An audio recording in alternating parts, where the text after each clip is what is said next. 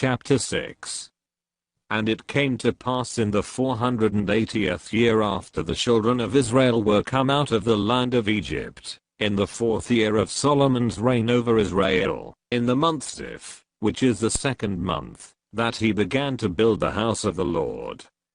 And the house which King Solomon built for the Lord, the length thereof was 80 cubits, and the breadth thereof 20 cubits, and the height thereof 30 cubits.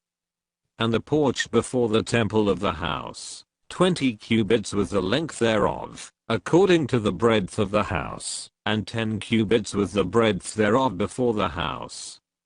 And for the house he made windows of narrow lights.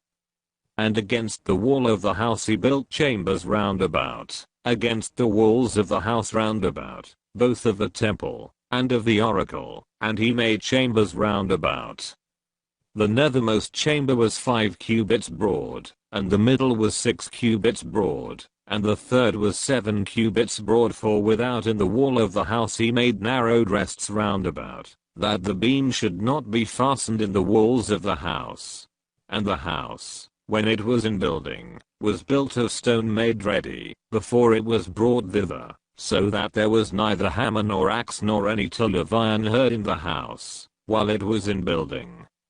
The door for the middle chamber was in the right side of the house, and they went up with winding stairs into the middle chamber, and out of the middle into the third. So he built the house, and finished it, and covered the house with beams and boards of cedar. And then he built chambers against all the house, 5 cubits high, and they rested on the house with timber of cedar. And the word of the Lord came to Solomon, saying, Concerning this house which thou art in building, if thou wilt walk in my statutes, and execute my judgments, and keep all my commandments to walk in them, then will I perform my word with thee, which I spake unto David thy father. And I will dwell among the children of Israel, and will not forsake my people Israel. So Solomon built the house, and finished it. And he built the walls of the house within with boards of cedar, both the floor of the house, and the walls of the ceiling, and he covered them on the inside with wood, and covered the floor of the house with planks of fir. And he built 20 cubits on the sides of the house, both the floor and the walls with boards of cedar. He even built them for it within, even for the oracle, even for the most holy place. And the house, that is, the temple before it, was 40 cubits long. And the cedar of the house within was carved with knops and open flowers, all was cedar, there was no stone seen. And the oracle he prepared in the house within, to set there the ark of the covenant of the Lord. And the oracle in the forepart, was 20 cubits in length, and 20 cubits in breadth, and 20 cubits in the height thereof, and he overlaid it with pure gold, and so covered the altar which was of cedar. So Solomon overlaid the house within with pure gold, and he made a partition by the chains of gold before the oracle. And he overlaid it with gold. And the whole house he overlaid with gold, until he had finished all the house, also the whole altar, that was by the oracle he overlaid with gold. And within the oracle he made 2 cherubims of olive tree, each 10 cubits high. And 5 cubits was the one wing of the cherub, and 5 cubits the other wing of the cherub. From the uttermost part of the one wing unto the uttermost part of the other were 10 cubits. And the other cherub was 10 cubits. Both the cherubims were of one measure and one size. The height of the one cherub was 10 cubits, and so was it of the other cherub.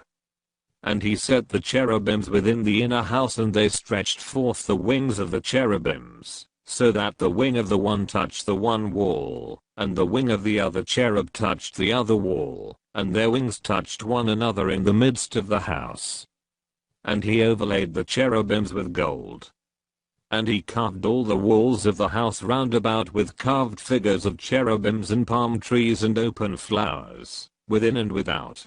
And the floor of the house he overlaid with gold, within and without. And for the entering of the oracle he made doors of olive tree. The lintel and side posts were a 5th part of the wall.